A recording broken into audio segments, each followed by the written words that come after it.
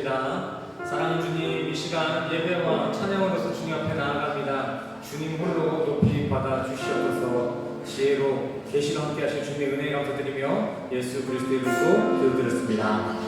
아멘. 할렐루야. 오늘 이 시간 찬양으로 주님 앞에 나아가며 합니다. 우리 첫 찬양 원하고 바라고 기도합니다 라는 찬양으로 주님 앞에 신앙의 고백을 드리시고 있겠습니다. 함께 찬양하시겠습니다.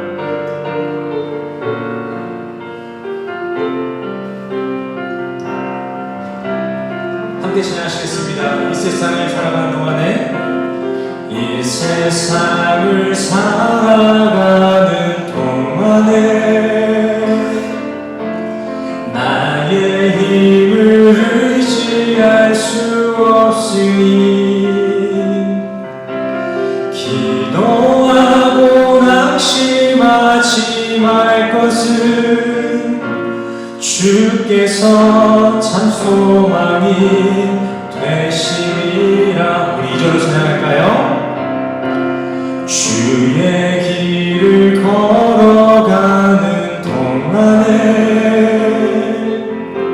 세상에 것 의지할 수 없으니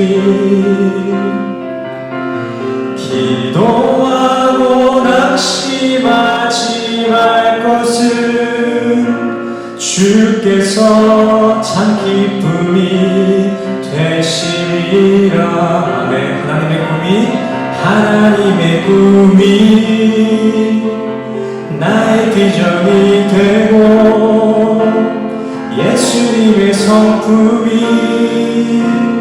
나의 인격이 되고 성령님의 권능이 나의 능력이 되길 원하고 바라고 기도함. 다시 한번 찬양할까요? 이 세상을 살아가는 동안에 나의 힘을 의지할 수 없으니 기도하고 낙심하지 말 것은 주께서 참 소망이 되심이라. 주의 길을 걸어가는 동안에 세상에 것 의지할 수 없으니 감사하고 낙심하지 말 것은 주께서 참 기쁨이 되심이라. 아멘. 하나님의 꿈이 나의 비전이 되고 예수님의 성품이 나의 인격이 되고 성령님의 권능이 나의 능력이 되길 원하고 바라고 기도합니다. 하나님의 꿈이 나의 비전이 되고 예수님의 성품이 나의 인격이 되고 성령님의 권능이 나의 능력이 되길 원하고 바라고 기도합니다. 원하고 바라고 기도합니다.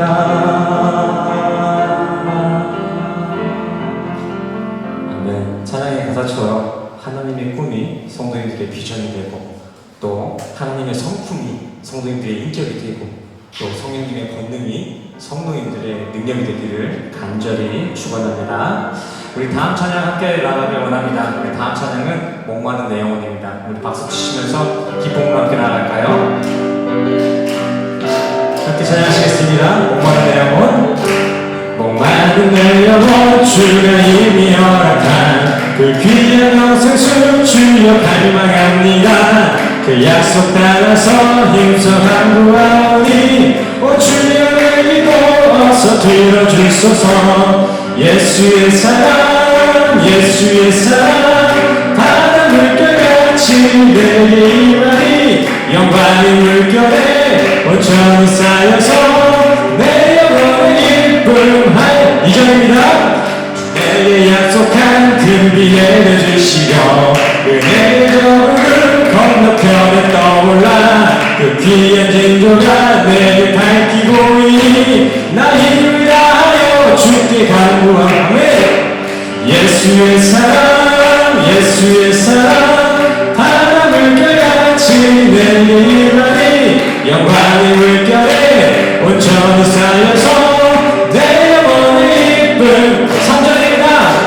은혜의 소높이 지고 흙쪽이 내려 구원의 그 강물 흘러차고 넘쳐서 내 주변 모든 죄 모두 씻어오니 나 지금 은혜를 충만하게 받아내.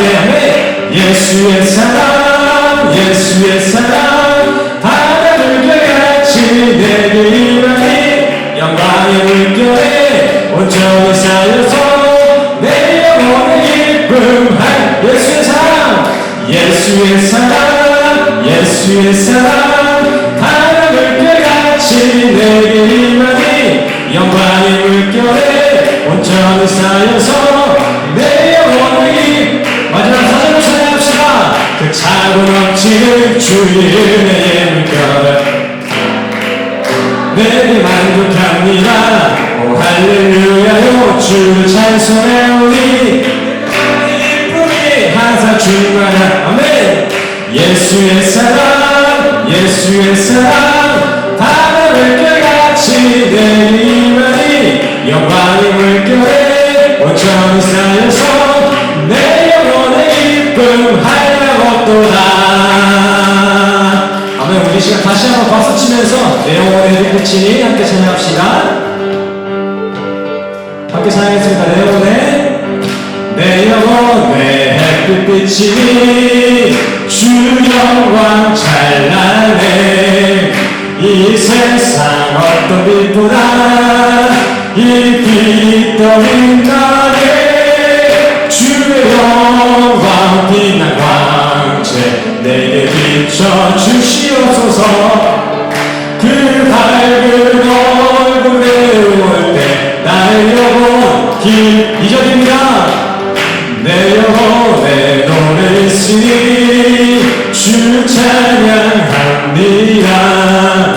주 귀를 기울이시사 다 듣고 계시네.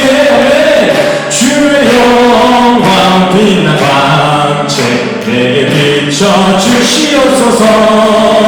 그 밝은 얼굴 배울 때 나의 영혼 길 3절입니다. 내 영혼에 복날되어서 주 함께 하실 때 그 평화 내게 깃들고 주 은혜 꽃피네. 주의 영광 빛난 광채 내게 비춰주시옵소서. 그 밝은 얼굴 배울 때 나의 영혼 길 마지막 사절 찬양할까요? 내 영혼에 희락이 있고 그 소망 넘치네. 아멘. 주 예수 복을 주시고 또 내려주시네. 주의 영광 빛난 광 내게 비춰주시옵소서. 그 밝은 얼굴 배울 때 나의 영혼 기쁘다. 아멘. 할렐루야. 우리 마지막 찬양 주는 완전합니다 라는 찬양으로 주님 앞에 나아가시겠습니다.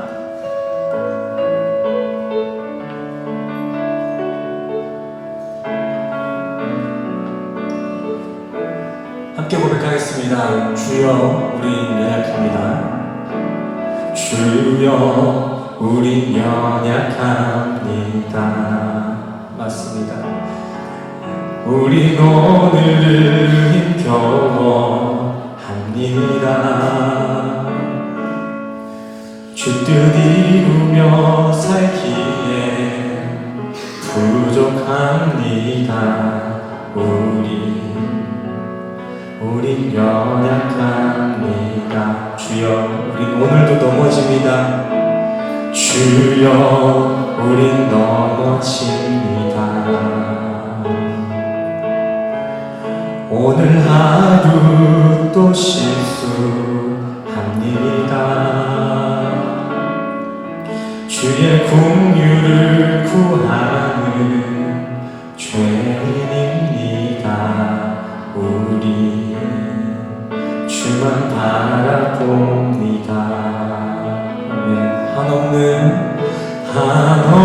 한없는 주님의 은혜 온 세상 위에 넘칩니다. 가릴 수 없는 주 영광 온 땅 위에 충만합니다. 주님만 이기리오니. 아멘. 우린 그 길 따라갑니다. 그날에 우리 이루신 주는 완전합니다. 한없는 주의 한없는 주님의 은혜 온 세상 위에 넘칩니다. 가릴 수 없는 주 영광 온 땅 위에 충만합니다. 주님만 이기리오니. 우린 그 길 따라갑니다. 그날에 우리 이루신 주는 완전한 목소리를 전할까요? 한없는 주님의 은혜. 한없는 주님의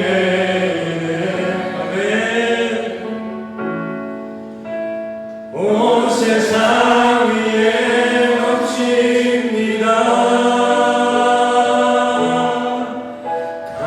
가릴 수 없는 주 영광 온 땅 위에 충만합니다. 주님만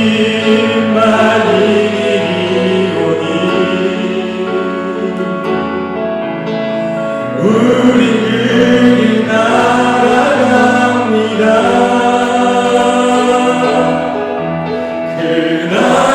그날에 우리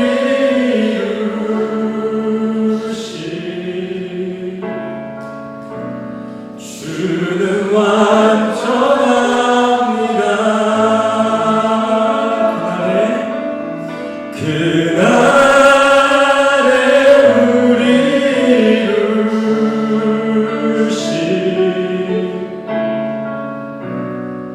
주는 완전합니다.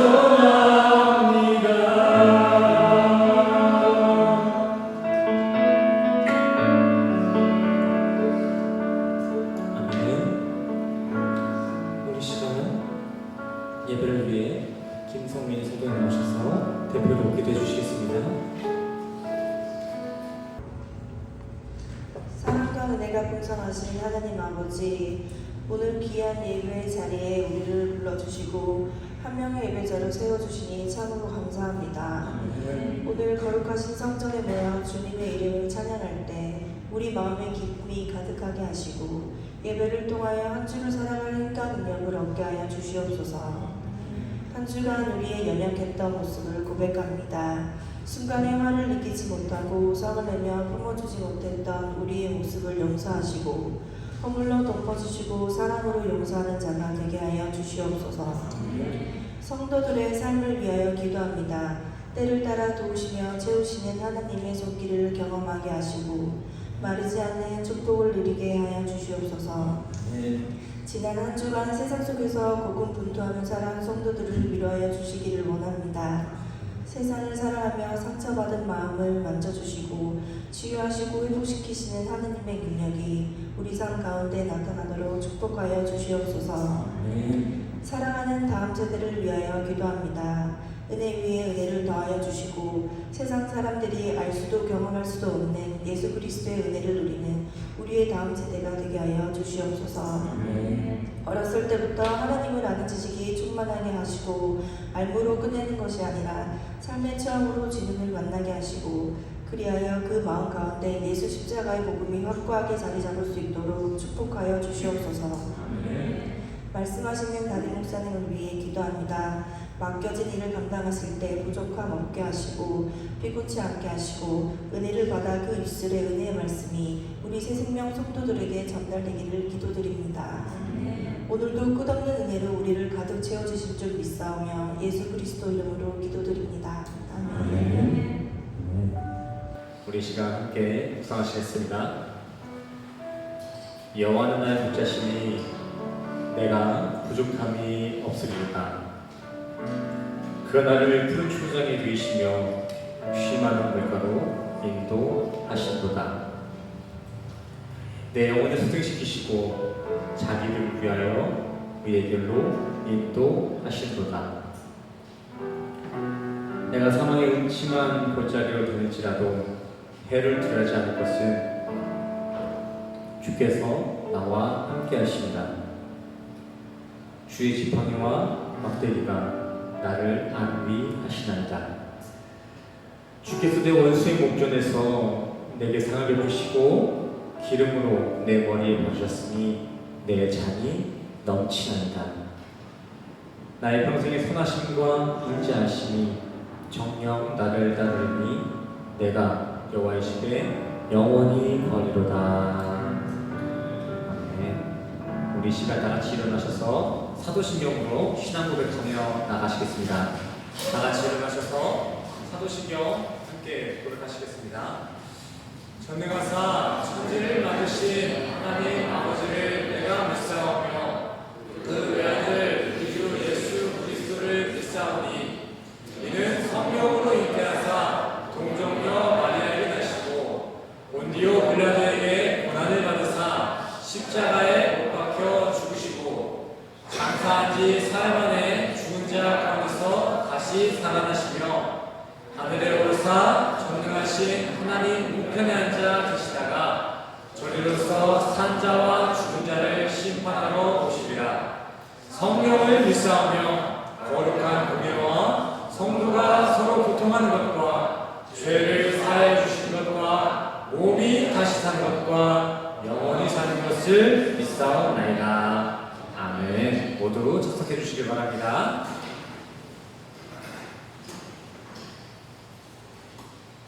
예, 오늘 교회 소식 함께 나누도록 하겠습니다. 오늘 교회에 모이신 우리 성도님들을 주님의 이름으로 사랑하고 축복합니다. 새생명교회 주일 예배 시간은 11시 한 차례 있습니다. 한 10분 정도 미리 오셔서 오늘의 말씀을 묵상하시고 기도로 예배를 준비해 주시길 바랍니다. 또 예배 이외에 신강이나 성경 공부가 필요하신 분들은 교회로 연락 주시길 바랍니다. 또 주일 예배 대표기도 순서가 매달 교회 주보에 업데이트되고 있습니다. 순서를 미리 확인해 주시고 기도로 대표기도를 준비해 주시길 바랍니다. 새생명교회 주보는 QR코드로도 이용 가능합니다. 모바일로도 이용 가능하오니 많은 이용 부탁드립니다. 교회 헌금 시간은 따로 있지 않습니다. 봉헌에 감동이 있으신 분들은 본당 문 앞에 놓여져 있는 헌금함에 봉헌해 주시길 바랍니다. 주일 어린이 예배가 매주 주일 9시 반에 시작이 됩니다. 다음 세대를 위해 더욱더 힘써야 될 시기라고 생각을 합니다. 좀 피곤하시고 어려우시겠지만 우리 아이들 꼭 깨우셔서 주일학교 어린이 예배에 보내주시기 바랍니다. 또 픽업이 필요하신 분들은 우리 김나연 성우님께 연락 주시면 안내해 주실 거예요. 오늘 예배가 끝나고는 점심 식사 후 오후 1시부터 교회 1층에서 제자 모임이 있습니다. 형제 자매 모임이죠. 예배 시간이 끝나고 나서 우리가 나눴던 설교에 대한 내용을 좀 더 서로 교제를 하는 시간, 또 삶의 애환을 함께 나누는 시간을 갖고 있습니다. 우리 학생들 아니더라도 우리 청년들 중에서도 또 우리 직장인분들 중에서도 함께 교제를 나누기 원하시는 분들 계시면은 오후 1시부터 밑에 모여주시길 바랍니다. 우리 지금 말씀을 보기 앞서 하나님의 사랑이 함께 찬양하시면서 서로를 축복하는 시간을 했으면 좋겠습니다. 우리 함께 축복하면서 하나님의 사랑이 함께 찬양하시겠습니다. 하나님의 사랑이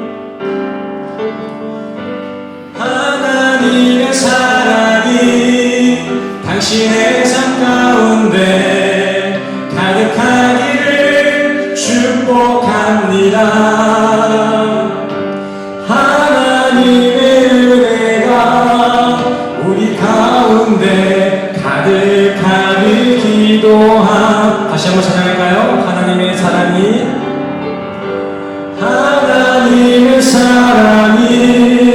당신의 삶 가운데 가득하길 축복합니다. 하나님의 은혜가 우리 가운데 가득하길 기도합니다. 가득하길 기도합니다. 가득하길 기도합니다. 아멘. 찬양의 가사처럼 성도님들의 삶 가운데 하나님의 은혜와 사랑이 가득하길 기도합니다. 오늘 본문 말씀 보겠습니다. 오늘 본문 말씀을 로마서 8장 1절에서 11절까지 되겠습니다. 오늘 함께 보실 본문 말씀은 로마서 8장 1절에서 11절까지의 말씀이 되겠습니다.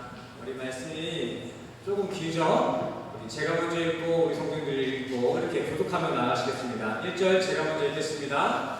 그러므로 이제 그리스도 예수 안에 있는 자에게는 결코 정죄함이 없나니. 2절 시작.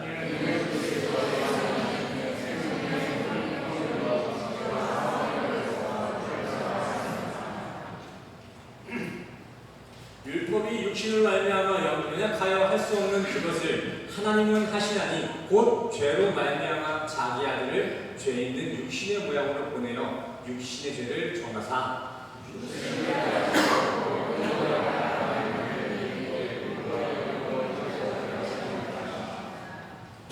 육신을 따르는 자는 육신의 일을, 영을 따르는 자는 영의 일을 생각하나니.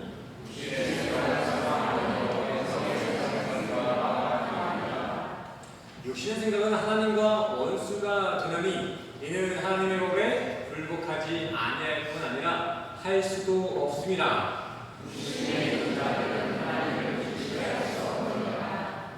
만일 너희 속에 하나님의 영이 거하시면 너희가 육신에 믿지 아니하고 영에 있나니 누구든지 그리스도의 영이 없으면 그리스도의 사람이 아니라.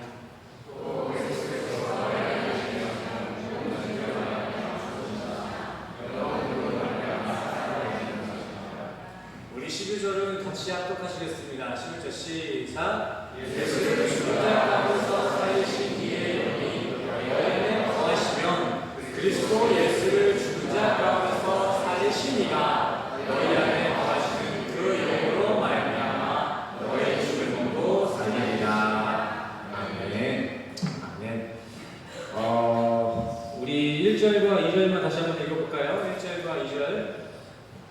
1절 함께 읽겠습니다. 시작. 그러므로 이제 그리스도 예수 안에 있는 자에게는 결코 정죄함이 없나니 이는 그리스도 예수 안에 있는 생명의 성령의 법이 죄와 사망의 법에서 너를 해방하였습니다.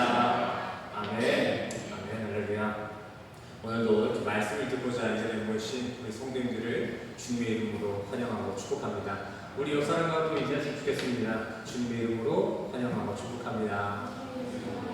잘 오셨습니다. 자, 오늘 설교 말씀 주제를 한번 다시 읽어볼까요? 시작. 그리스도의 사랑. 네. 설교 말씀의 주제는 그리스도의 사랑입니다. 저는 설교에 앞서서 우리 성도님들과 질문 한 가지를 나누고 싶습니다. 우리 성도님들 기독교를 뭐라고 생각하시나요? 기독교란 무엇입니까? 기독교란 무엇일까요? 한번 생각해 보시기 바랍니다. 기독교란 무엇입니까? 저는 이 기독교라는 단어를 성도님들 다 아는 줄 알았어요. 그래서 제가 안 찍고 갔었는데 생각보다 이 기독교라는 간단한 단어의 정의를 모르시는 분이 계셔서 준비했습니다. 자, 기독교란 예수의 부활과 그의 영이신 그리스도의 정신으로 세워진 새 생명 공동체가 바로 기독교입니다. 간단하게 말씀드리자면 그리스도의 교, 성령의 교가 바로 기독교라는 것이죠. 그리스도교입니다. 그리스도교. 핵심은 그리스도죠. 자, 그렇다면 기독교인은 무엇일까요? 기독교인. 이건 조금 쉽죠? 기독교인이란 저러한 기독교 정신, 그리스도 안에, 그리스도와 함께 사는 사람이 바로 그리스도인, 크리스찬인 것입니다. 오늘 말씀에 나와 있는 표현처럼 그리스도의 사람이 바로 기독교인이라는 것입니다. 오늘 본문은 이러한 우리 그리스도의 사람들에게 자유를 선포해주고 있는 말씀입니다. 우리 1절과 2절 말씀 다시 한번 읽어볼까요? 1절부터 읽겠습니다. 시작. 그러고 이제 결코 정잠이 없나니 이는 그리스도 예수 안에 있는 생명의 성령의 법이 죄와 사망에서 너를 해방하였습니다. 아멘. 아멘. 예수 안에 있는 자, 우리 성도에게 더 이상 정죄함이 없습니다. 이것이 무엇을 의미합니까? 정죄함이 없다는 것. 우리 성도가 저주받아야 될 죄목, 근거가 사라졌다는 것입니다. 복음입니다. 복음.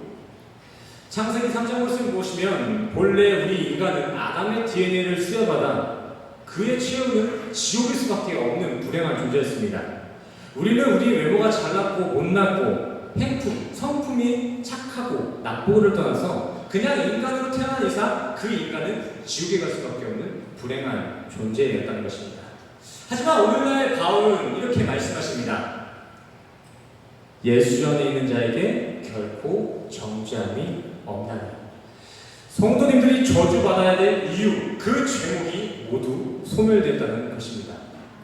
어떻게 그러실 수 있을까요? 어떻게 우리가 지옥에 가야 될 그 이유가 사라진 것일까요? 정답은 읽으신 본문에 나와 있습니다. 예수 안에 있기 때문입니다. 우리는 예수 안에 있기 때문에 우리가 죽어야만 했던 그 저주에서 벗어날 수 있게 된 것입니다. 구체적으로 보자면 예수가 우리 안에 들어오셔서 자신이 가지고 있는 생명의 성령의 법, 곧 생명의 권세로서 우리가 전염되었던 그 저주, 그 저주의 사망의 법을 이기셨다는 것입니다. 조금 더 정확하게 말씀드리자면 본래 선악의 세상에 있었던 우리의 편자를 예수님이 생명으로 이끌어내신 것입니다. 우리는 선하고 악하고라는 이 선악과 아래에 있습니다. 그래서 우리는 죽을 수밖에 없었어요. 하지만 예수님께서 죽을 수밖에 없는 저 선악의 지시에서 저 생명으로 끌어올리신 거예요. 예를 들자면은 산소가 없는 물속에서는 우리가 당연히 죽을 수밖에 없습니다. 하지만 예수님이 그만 죽을 수밖에 없는 물과 같은 세상에서 우리를 건져주신 것이죠. 그래서 성경은 우리 교회 성도들을 일컬어 에클레시아, 건진받은 이들이다, 세상으로부터 저주로부터 구별된 이들이다 라고 정의하고 있는 것입니다. 사망의 법에서 생명으로 건진받은 이들, 이것이 크리스찬 성도라는 것이죠. 이것을 기억하시면서 오늘 본문 3절과 4절 같이 읽겠습니다. 시작. 율법이 육신으로 말미암아 연약하여 할 수 없는 그것을 하나님은 하시다니.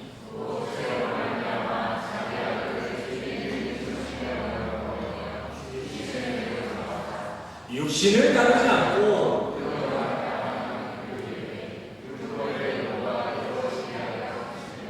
아멘. 오늘 본문 말씀대로 율법의 요 의해 완성이 되었습니다. 근데 율법은 누구에게 주어졌던 것이죠? 우리 인간들에게 주어진 것입니다. 근데 완성을 지금 누가 시키셨죠? 예수님이 시켰어요. 그렇다면 여기서 의구심이 하나 있어야 될 거 아니에요. 아니 왜 인간 보고 지키라고 한 그 율법을 예수님이 지켜내셨을까? 왜 그랬을까요? 왜? 우리 인간 보고 지키라고 한 그 율법 왜 예수님이 완성시키셨죠? 간단하잖아요. 우리는 율법을 지킬 수 있는 능력도 힘도 없기 때문입니다. 창세기 때부터 우리에게 주어진 그 율법의 가지수, 그 대표적인 율법의 가지수가 몇 가지죠? 율법하면 떠올리는 그 율법의 가지수 몇 가지예요? 예? 정확하게 613가지입니다. 뭐 이 외에도 여러 가지 뭐 사회적으로도 정해져 있는 것도 있고 뭐 윤리적으로도 정해져 있는 법이 있지만 대표적으로 율법은 613가지입니다. 엄청 많죠. 근데 이 613가지의 율법의 룰은 또 얼마나 칼같은지 야고보서는 이렇게 기록하고 있습니다. 이 중 하나라도 못 지키면 나머지 지킨 것도 다 탈락. 예를 들자면 뭐 이런 사람도 없겠지만 예를 들자면 평생 죽을 둥 살동해서 죽기 직전까지 613가지의 율법을 잘 지켰습니다. 근데 죽기 직전 10초 전에 갑자기 음란한 생각이 들었어. 근데 그거에 대한 회개를 못했습니다. 그럼 어떻게 돼요? 율법을 지키지 못한 거예요. 근데 그 율법을 지키지 못하는 한 가지가 아니라 그 한 가지는 율법의 전체를 망가뜨린다는 것입니다. 하나 잘못하면 612가지건 613가지건 다 탈락된다는 것입니다. 또 예수님은 이러한 율법을 삶으로만, 행동으로만 이렇게 정제시킨 것이 아니라 생각의 영역까지 확장시키잖아요. 그냥 누군가를 가늠하면은 그것이 율법이었다는 그 율법의 행위였는데 예수님은 어떻게 하죠? 저 사람을 음욕한다. 아 이쁘다. 가지고 싶다. 이러한 탐심, 이러한 음욕만 가져도 생각만 가져도 그 사람을 죄인으로 율법으로 어긋난다라고 말씀하셨습니다. 자, 이러한 율법 우리 연약한 인간들이 지킬 수 있을까요? 없을까요? 지나가다가 이쁘다고 생각하는 사람 있어요? 없어요? 지나가는 사람 보고 너무 멋있다, 갖고 싶다 한 적 있어요? 없어요? 없어요? 그럼 가능성이 있습니다. 근데 가능성이 웃자한 얘기지만 인간은 율법을 그렇게 지킬 수가 없다는 거예요. 우리 인간은 능력이 없어요. 율법 613가지 중 10가지도 지키지 못할 것입니다. 그래서 예수님은 본인이 직접 우리 인간이라는 육신을 입고 대신하여서 죄를 심판할 수 있는 율법을 완성하신 것입니다. 왜요? 왜 예수님이 율법을 완성시키셨다고요? 우리 인간은 그 율법을 완성할 수 없으니까요. 그래서 예수님이 율법을 완성하신 것입니다. 그렇기 때문에 우리 성도는 더도 말고 덜도 말고 그 율법을 완전하게 만들어내신 예수 그리스도의 공로를 따르기만 하면 우리는 예수 그리스도의 공로에 의해 우리도 율법을 완전하게 지킬 이가 되는 것입니다. 아멘이 되시나요? 우리는 하나하나 613가지의 율법을 지킬 수 없으나 그것을 다 지키신 예수 그리스도로 인해서 우리는 예수와 똑같은 공로를, 은혜를 받을 수 있다는 것입니다. 그렇기 때문에 우리는 뭐 타종교들이 다 하고 있는 것들, 이것도 좋고 저것도 좋고 봉사도 좋고 헌신도 하고 이런 거 하기에 앞서서 우리의 공로, 예수 그리스도를 꽉 붙잡아야 되는 것입니다. 근데 여기서 우리가 오해하면 안 되는 것이 우리는 암만 죄를 지어도 천국에 간다는 구원파적인 생각, 무율법주의라는 얘기를 한 것이 아닙니다. 죄를 지으면요 지옥에 갑니다. 사람들 괴롭히면요 지옥 가요. 착각하시면 안 됩니다. 막 사시면 안 돼요. 우리 인간들이요 깨끗하게 착하게 살아야 됩니다. 난 예수 믿으니까 이제 막 살아야지. 난 다 용서받을 수 있어. 그리스도인은 회개하면 다 돼. 이런 영적인 사이코패스가 돼서는 안 됩니다. 그거는 양의 탈을 쓴 일이에요, 일이. 성경은 분명히 경고하고 있습니다. 로마서 6장 1절에서 2절 말씀입니다. 그러지 우리가 무슨 말을 하려고 은혜를 더하게 하려고 예수를 믿는다고 해서 죄에 거하겠느뇨. 2절 그럴 수 없느니라. 어찌 죄에 대해 죽은 우리가 거기에 살겠느냐. 맞습니다. 하나님은 우리의 죄까지도 은혜로 덮어버리시는 하나님이십니다. 하지만 우리가 예수를 따르면 우리는 그 죄에 더 이상 머물지 않는다는 것이죠. 예수를 믿으면 죄를 져도 그 죄가 용서된다는 것보다는 우리는 어떻게 그걸 받아들여야 되냐? 예수를 믿으면 더 이상 우리는 그 죄에 흥미를 느끼지 못한다라는 관점으로 가야 된다는 것이죠. 막 사시면 안 된다니까요. 막 살고 나서 그냥 회개하면 끝, 이게 아니라 진짜 예수를 만난 사람이라면, 성령이 우리 안에 정말 있는 게 맞다라면 우리의 삶은 죄로 가지 않는다, 선한 길로 간다는 것입니다. 바울이 말하잖아요. 어떻게 그래? 예수를 믿는다면서 어떻게 그렇게 막 살아? 그럴 수 없느니라. 똥밭에서 누군가 우리를 구해줬습니다. 잘 씻겨놨어요. 그러면 우리는 어떻게 해야 돼요? 그 건조된 그 세상에서 깨끗하게 살아야지. 옛날에 그 똥밭이 좋다고 다시 똥밭에 들어가요? 그렇지 않습니다. 죄도 마찬가지예요. 우리가 다시 죄를 저지르는 것, 우리가 다시 죄를 사랑하는 것은 그렇게 똥밭에 다시 들어가는 것과 같다는 것입니다. 오늘 사전 말씀과 같이 우리 그리스도인들은 더 이상 그 육신의 죄에 따라 살지 않고 성령을 따라 사는 그러한 삶을 살게 되었다라고 얘기하고 있는 것입니다. 그렇다면 예수 그리스도를 따른다는 것은 무엇일까요?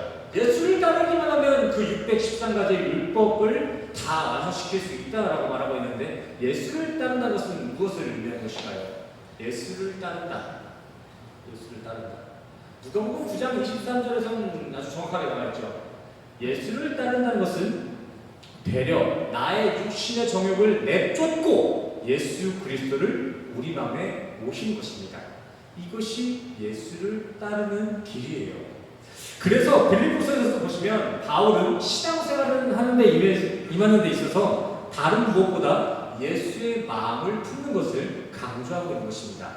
이 예수, 이 성령이 우리 신앙의 본질이고 이 성령을 우리 안에 품어내는 것이 신앙생활이기 때문입니다. 성도님들은 정말 하나님이 바라보시기에 올바른 신앙생활, 자유를 누리시길 원하십니까? 정말 인간들이 칭찬하는 그러한 좋은 신앙생활 말고 하나님이 바라보시기에 올바른 신앙생활을 하고 싶으세요? 그렇다면 예수의 마음을 품어내시길 바랍니다. 예수의 마음. 오늘 본문의 저자 바울은요, 이 예수의 마음을 품어내는 것을 얼마나 중요하게 여기는지, 그러한 예수의 마음, 곧 그리스도의 영이 우리 안에 거하지 않고 있다면 그리스도의 사람, 성도가 아니다 라고까지 단호하게 얘기하고 있습니다. 죄에서 자유해졌다고 마냥 죄에 방종되게 사는 건 올바른 신앙이 아닙니다. 주님이 우리에게 주시는 자유는 세상에서도 얼마이지 않고 성령의 이름만 속하여 살 수 있는 그런 세상이 감당할 수 없는 자유를 이야기하는 것이죠. 우리가 죄에서 해방되었다는 건 바로 이것입니다. 죄를 져도 된다가 아니라 이제 죄에 머물지 않고 영에 따라 그리스도의 삶을 살아갈 수 있는 이러한 해방, 이러한 진리 안에서의 자유를 누리는 것이 바로 하나님이 주신 자유이고, 그 자유를 누리는 것이 그리스도인이라는 것입니다. 우리가 살아가고 있는 21세기 기준 세계 기독교인들의 수는 26억을 넘어가고 있습니다. 세계에 26억 명이 넘는 인원들이 지금 기독교를 따르고 있다는 것이죠. 전 세계 인구의 4분의 1에서 3분의 1 정도 되는 어마어마한 수치죠. 또 한국 통계를 찾아봤습니다. 한국 기독교 통계를 보시면 현재 한국의 기독교인들은 전체 인구의 15%, 대략 771만 명으로 추산되고 있습니다. 지금도 조금씩 늘고 있어요. 표를 보시면 최근 여러 가지 종교적 이슈로 그 비율이 작년 대비 5%나 떨어지고 있지만, 그럼에도 불구하고 한국에는 771만 15%라는 어마어마한 기독교인들이 남아 있습니다. 우리 말고도 771만 명의 기독교인들이 한국에서 예배를 드리고 있다는 것이죠. 하지만 과연 이 771만 명의 기독교인들이 전부 다 하나님이 인정하시는 기독교인들이 맞을까요? 뭐 이런 통계까지 볼 거 없이 당장 오늘 예배에 나오신 우리 성도님들도 한번 생각해 보세요.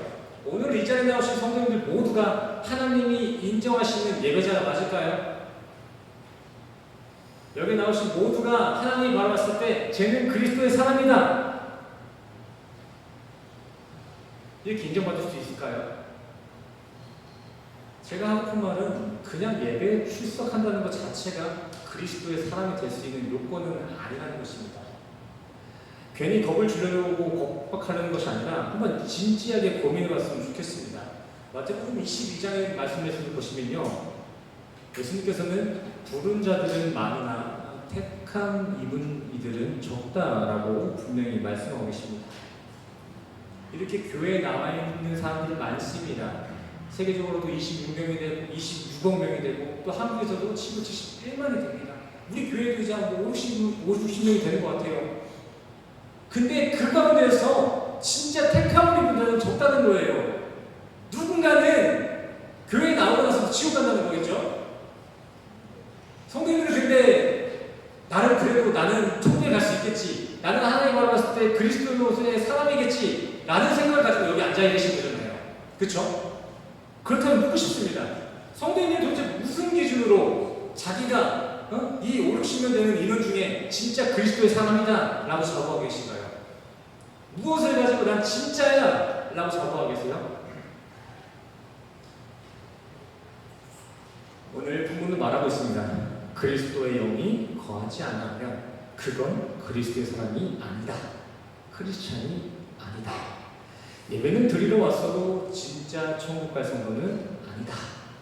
스스로를 안 맞는 그리스도인이라 칭해도 그 안에 성령이 거하지 않으면 그건 가짜라는 것입니다. 가짜. 제가 간절히 소원하는 것은 우리 성도님들 안에 성령님이 거하시기를 간절히 소원합니다. 이건 아멘 하셔야죠. 다른 건 몰라도 성도님들 안에 성령이 거하시기를 원합니다. 아멘. 자, 그렇다면 성령이 거한다는 것, 성령이 우리 안에 거한다는 것은 무엇을 의미하는 걸까요? 성령이 우리 안에 거한다? 하나님의 영, 예수가 죽고 나서 오신 그 성령, 이렇게 어중이터중이 성령을 지식으로만 관념적으로만 이해하고 있는 것은 성령이 거한다라고 보기 어렵습니다. 원어에 따르면 이 그리스도의 영, 성령이 거한다는 것은 OEK, 성령이 우리 안에 집을 짓고 산다라는 것을 의미합니다. 우리가 그리스도의 사람, 택함받은 성도가 되기 위해선 성령님이 우리 안에 성령의 집을 지으셔야 된다는 것이죠. 이게 뭐예요? 우리의 집, 우리의 인생은 부서지고 성령의 인생이 행해질 때 우리는 진짜 우리 안에 성령의 오심을 확증할 수 있다는 것입니다. 자, 그렇다면 성령의 집, 그 천국의 확증인 성령의 집을 그럼 어떻게 지어질까요? 무엇으로 지어져요? 갈라디아서 3장 14절, 믿음으로 말미암아 우리 안에 성령이 살게 되는 것입니다. 그렇다면 그 믿음은 어디로부터 오죠? 믿음은 어디서 와요? 믿습니다. 신념입니까? 아니요. 믿음은 정확하게 로마서 10장 17절, 믿음은 들음에서 나며 들음은 그리스도의 말씀으로 말미암으니라. 네, 성령의 집을 짓는 이 믿음은 곧 그리스도의 말씀으로부터 지어진다는 것입니다. 그래서 바울은 고린도후서 13장 5절 말씀을 통해 다시 한번 기록하고 있습니다. 믿음이 있는가를 확인해 보십시오. 예수 그리스도가 당신들 안에 없다면, 말씀이 없다면 그것은 믿음이 아닙니다. 그것은 버려진 것입니다.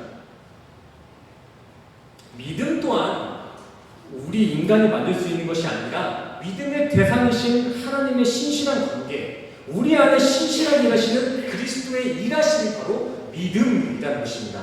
믿음도 우리 스스로가 만들 수 있는 게 아니에요. 믿음이신 예수 그리스도에게 붙어 있을 때 우리도 그 예수 그리스도의 믿음의 영향으로 믿음 있는 자가 되는 것입니다. 천국이 요구하고 있는 그 믿음은 그냥 믿습니다. 안 믿기는데도 목사님이 믿으라니까 믿는 거, 빡빡 우기는 거, 이런 게 신념이 믿음이 아닙니다.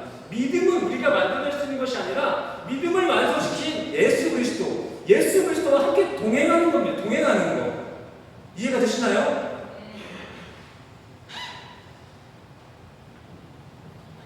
현 시대 우리 교회, 우리 성도들이 진정 필요로 하고 마음을 써야 할 것은 바로 이 말씀으로 주시는 믿음인 줄 믿습니다. 그래서 우리는 말씀을 묵상해야 되는 것입니다. 제가 성도님들께 다른 거 바라지 않습니다. 이거 하세요, 저거 하세요, 이거 해주세요, 이거 좀 해주세요. 쪼르지 않잖아요. 근데 강단에 설 때마다 저는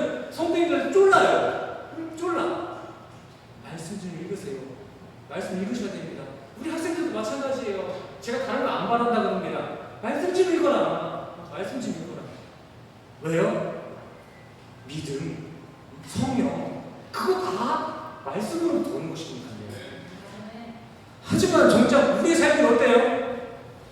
매일을 살아가기도 너무나 벅차고 바쁩니다. 말씀이요? 우리 학생들 릴스 보기에 바빠가지고 말씀 못 볼 거예요. 예, 뭐 공부하시느라고 바쁘겠지만 언제부터 이렇게 복음이, 언제부터 이 말씀이 SNS가 주지 못한 값싼 것이 됐나요? 어쩌다가 복음이 우리 기독교인들에게도 이렇게 싸구려 복음이 되었나요? 삶이 빡빡해서? 사회생활이 바빠서? 아니요. 냉철하게 말하자면 복음의 가치가 떨어진 건 성도가 그 복음의 값어치를 모르기 때문입니다. 그 복음의 결과를 신뢰하지 않아서 그런 겁니다.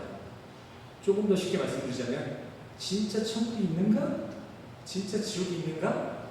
이 사후부터 지금 의심하기 시작하기 때문에 복음이 값싼 복음이 된 것입니다.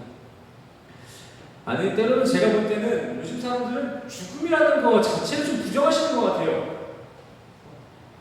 사실로 보면은 이렇게 죽음이랑 관련이 없는 사람들인 것 같아요. 나 또한도 결국 죽어서 다시 흙으로 돌아갈 그러한 무능한 존재라는 그 사실 자체를 믿지 않으니까 사후세계는 당연히 두렵지가 않은 것이죠. 당연히 그 사후세계가 있지도 않은 것 같고 두렵지도 않으니까 사후 대책을 세우지도 않는 거겠죠. 하지만 기억하시길 바랍니다. 우리 인간은 정해진 때를 살고 나면 모두 다 심판대 앞에 서게 되어 있습니다. 우리 다 죽는다니까요. 다 죽어요. 그렇게 다 죽었을 때면 그때 하나님을 찾으실 것입니다. 그리스도의 사랑 어딨냐? 내 백성 어딨어? 어딨냐? 그렇게 죽고 나서 하나님이 그리스도의 사랑을 찾고 있을 때 그때도 우리 성도님들은 제가 너무 바쁩니다 이러실 건가요? 릴스 보고 있을 거야? 학생들?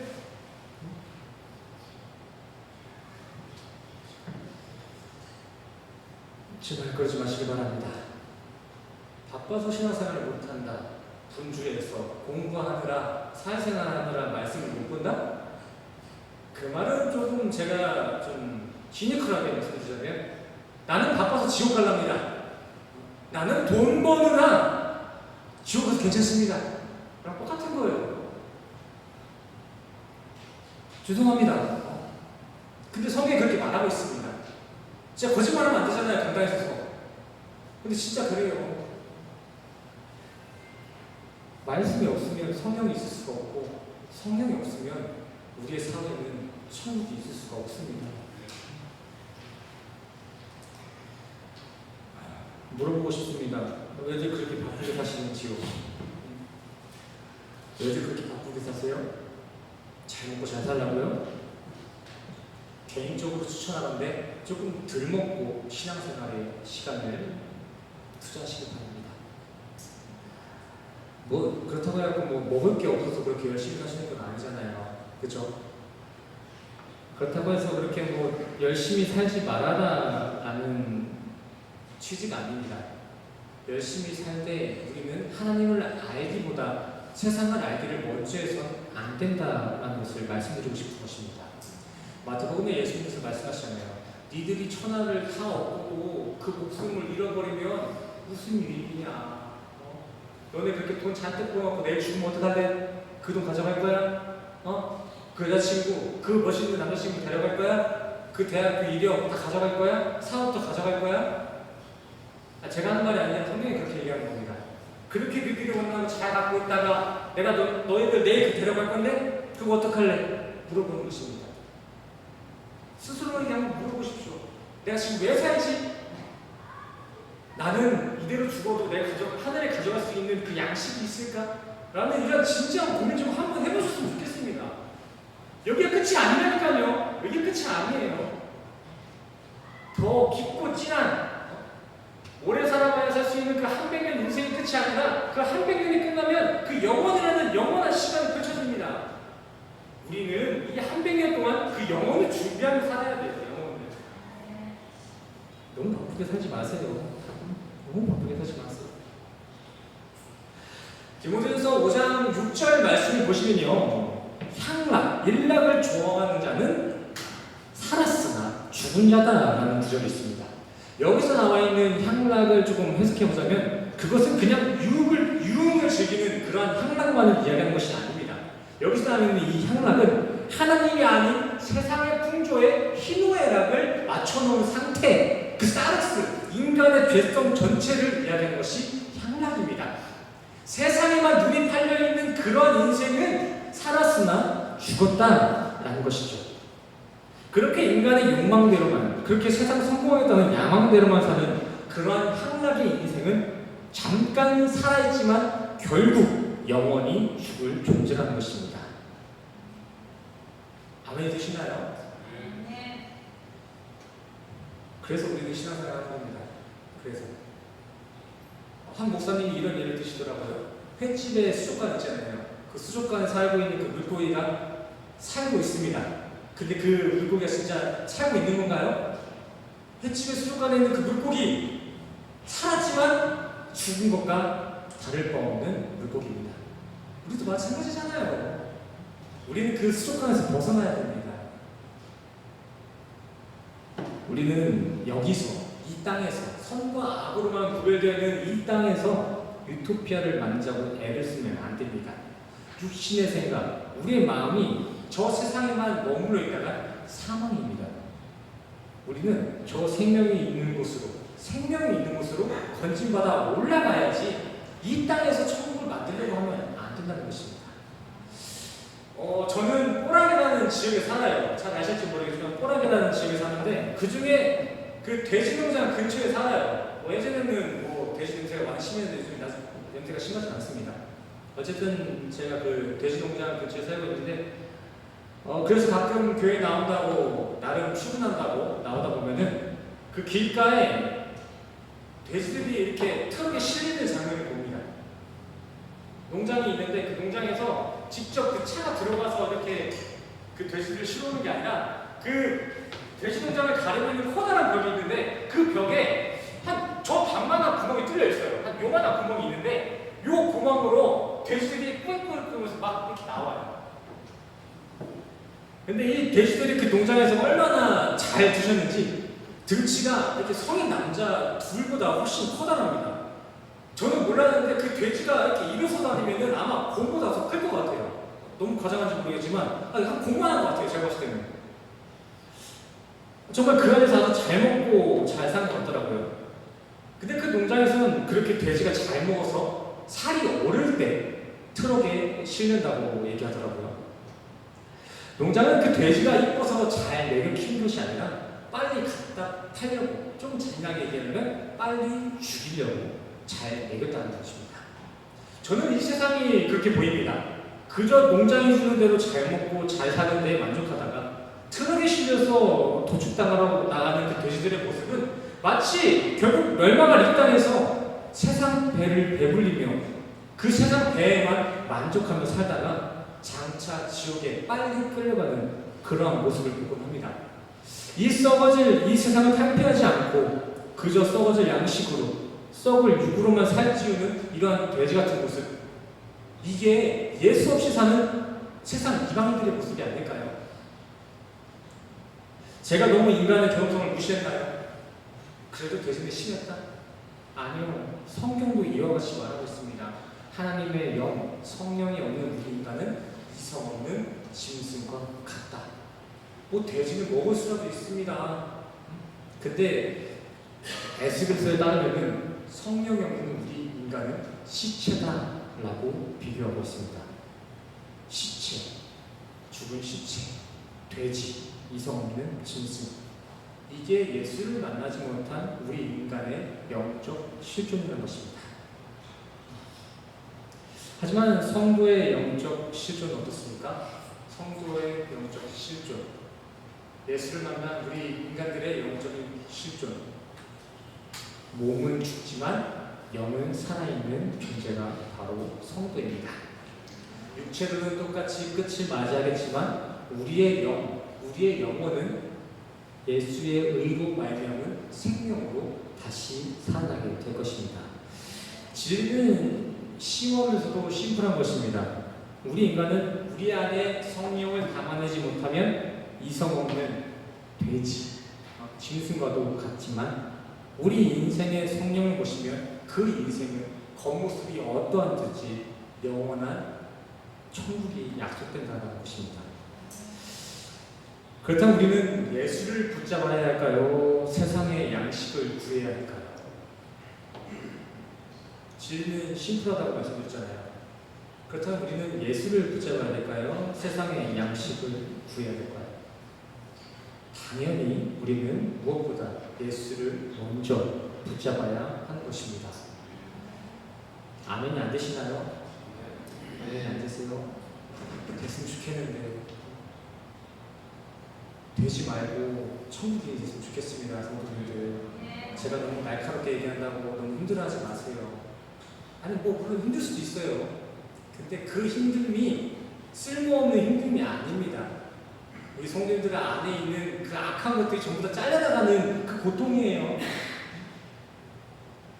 그래서 설교는 아파야 정상입니다.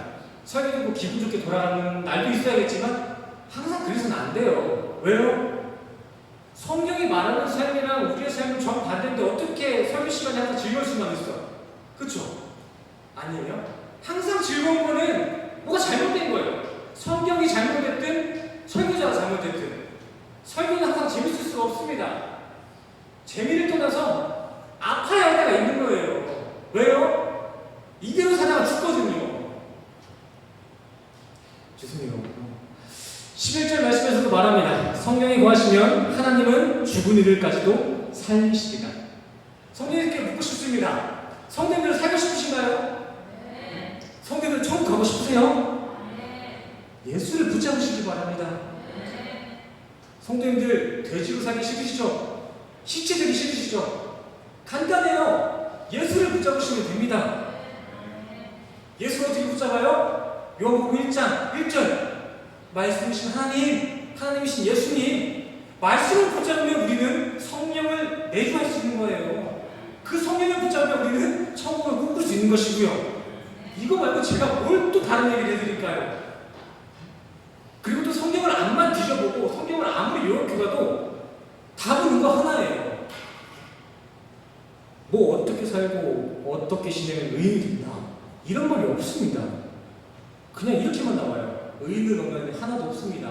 인간 중에 선한 거 없습니다. 가능성 하나도 없습니다. 성경은 이렇게 인간론을 정리하고 있습니다. 그래서 요한복음에 예수님께서도 이렇게 말씀하셨죠. 나는 포도나무요 너희는 가지니 내 안에 거하라. 내가 과실을 맺게 하리라. 하지만 내 안에 거하지 않으면 너는 아무것도 할 수 없다. 내 안에 붙어있지 않으면 너네 불태워질 것이다. 이게 무슨 말이죠? 너희는 나한테 붙어있으면 끝이야. 다른 거 할 거 없어. 나랑 붙어있자. 나랑 살자. 이게 예수님이 우리에게 하고자 하시는 성경의 메시지입니다. 성경의 메시지. 그리고 또 반대적으로 우리가 알아야 할 것은 내 안에 붙어있지 않으면 너네는 어쩔 수 없어. 지옥. 착하게 살았어? 근데 어쩔 수 없어. 나랑 같이 안 살았잖아. 지옥 가야지. 성경은 결코 구원에 있어 성도님들의 열심을 요구하지 않습니다. 물론 구원받은 성도님들은 열심을 촉발시키겠지만 구원을 위한 성도님들의 열심은 조금도 요구하고 있지 않습니다. 또 성경은 어디서도 성도님들의 도움을 구하지 않습니다. 그저 성경은 이렇게 말하고 있어요. 성령 안에 거하십시오. 그 성령이 성도님들을 살리실 것입니다. 우리 수행교회 성도님들 정말 세상을 바쁘고 분주하게 사시되 주님과 함께 바빴으면 좋겠습니다. 바쁜 건 뭐라 하는 것이 아니라 바쁘더라도 챙길 거면 챙기자는 거예요. 바빠도 새끼 다 드시잖아요. 두 끼 다 드시고 화장실 다 가시고 이것처럼 바쁘게 사셔도 그 삶 가운데 성령님이 함께하는 그런 그리스도의 인생을 사시는 우리 모두가 되기를 간절히 소원합니다. 결국 하고자 하는 건 딱 그거예요. 성령과 함께 사세요. 어디서 거기서 누구를 하시든지 성령의 사람은 성령으로 행하리라. 아멘. 아멘. 오늘 말씀을 이렇게 마치도록 하겠습니다. 그리고 이렇게 말씀을 통해서 우리에게 허락하신 말씀의 감동을 가지고 또 한 주간 우리가 가지고 있었던 수많은 그 기도의 제목을 가지고 이 시간 찬양 드리고 기도하는 시간 갖겠습니다. 우리 찬양 성령이 오셨네. 함께 찬양하시고 각자 가지고 있는 기도 주님 앞에 나아가시겠습니다.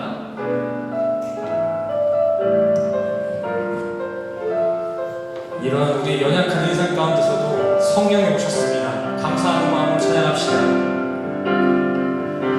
무한 시절 지날 때 기쁜 한숨 내쉴 때 그런 풍경 보시며 단식하는 분인데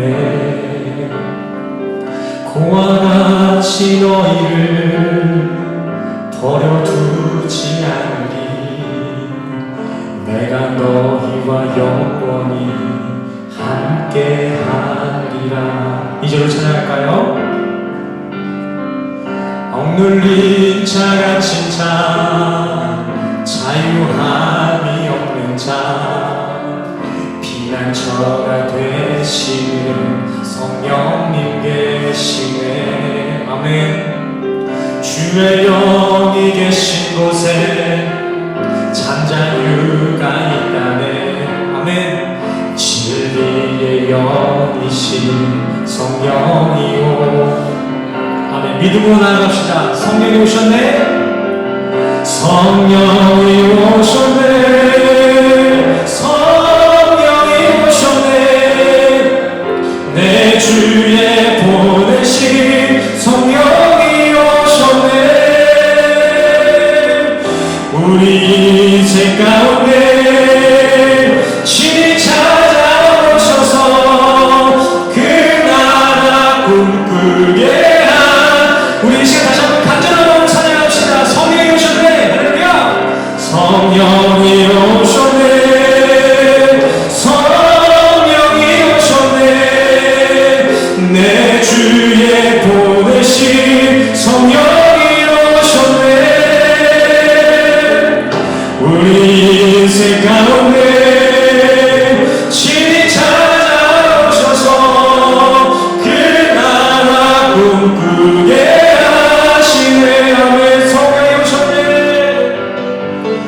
성령이 오셨네.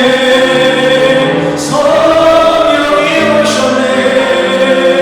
내 주에 보내신 성령이 오셨네. 우리 인생 가운데 친히 찾아오셔서 그 나라 꿈꾸게 하시네. 아멘. 우리 이 시간 예비를 가지고 기도하시겠습니다. 아멘. 우리 인생 가운데 성령이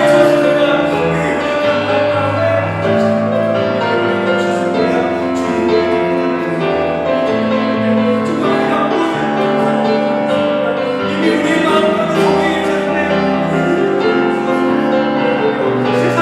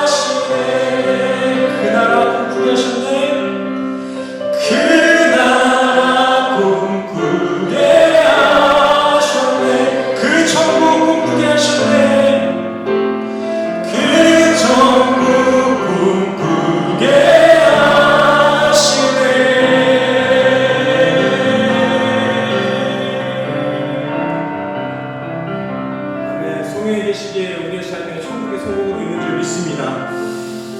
주님, 정말 매주 말씀을 가지고 성도들과 함께 나눕니다.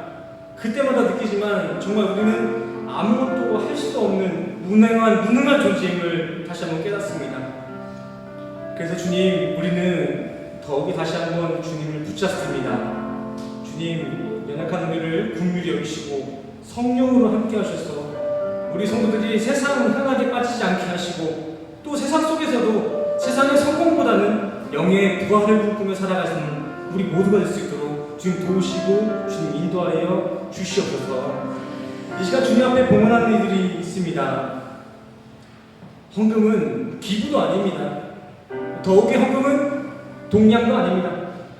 헌금은 우리 성도들의 신앙의 감사 고백이며 자기 부인의 행함인 줄 믿습니다. 이런 감사 고백을 들은 이들의 마음을 선하게 인도하시고, 또 그렇게 드려지는 봉헌 또한도 주님이 가장 좋은 방법으로 주님의 계획대로 사용하여 주시옵소서. 주님, 다시 한 주 안을 사랑합니다. 성령의 사람이라면 성령의 사람답게 성령으로 행하며 사라질 육의 양식보다는 영원한 영의 양식을 구하며 살아가는 우리 성령의 새 생명을 될 수 있도록 도우시고 인도하여 주시옵소서. 한 주간도 성령으로 우리를 지켜주실 주님의 은혜에 감사드리며 예수 그리스도의 이름으로 간절히 기도드렸습니다.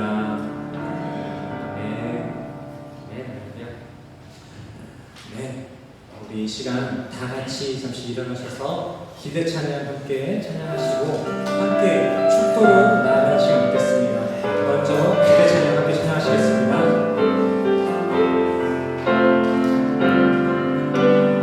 주 안에 우린 하나, 주 안에 우린 하나, 모습은 달라도 예수님 한 분만 바라네. 아멘. 사랑과 선행으로 서로를 격려해 따스한 모든 주님 우리 안에 함께 하시니 형제자매에게 기쁨과 슬픔 느끼네. 내 안에 있는 주님 모습 보네. 그분 기뻐하시네.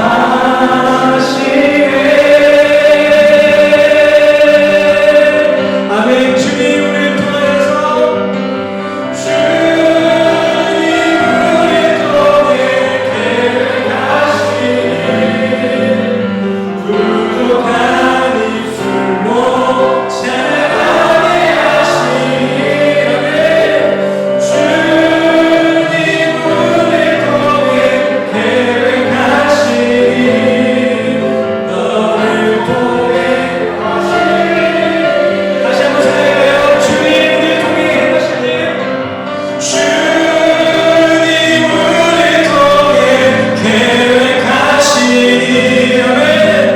부족한 입술로 찬양하게 하시니 주님 우리를 통해 계획하시니 너를 통해 하시기에.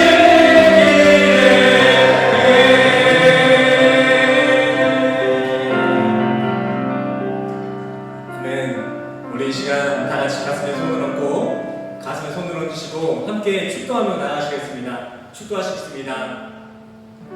지금은 우리 주 예수 그리스도의 은혜와 십자가로 확증하신 주님의 사랑과 하나님의 오신 성령님의 교통하심이 오늘 이 시간 세상의 에너지가 아닌 성령님의 공급으로 살기 위해 이 자리에 모이신 모든 성도님들의 머리머리 위에 지금으로부터 영원까지 함께 하시기를 간절히 축원하옵나이다.